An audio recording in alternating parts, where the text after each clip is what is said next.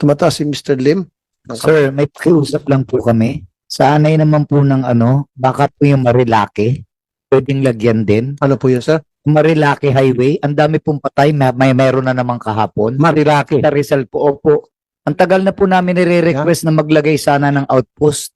Marilaki Highway. Highway, opo. Ang dami pong patay dyan, kunin niyo po ang listing. HPG dapat yan. HPG po, sako po ito ng Metro Manila, Kalahati, at saka ng Region 4A.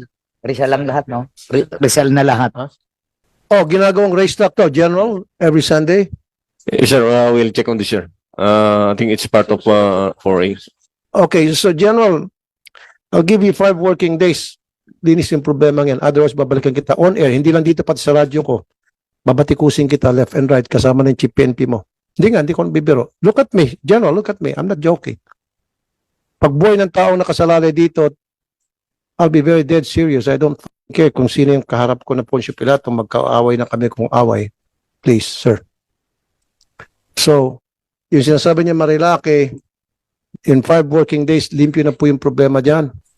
Exact location po nito, General, doon po sa Tanay, papuntang Tanay. Ang record po ng patay natin dyan, napakalaki. Kasi pati yung mga motor, ginagawang, raider yung mga Ang dami pong namatay na damay, pati mga private.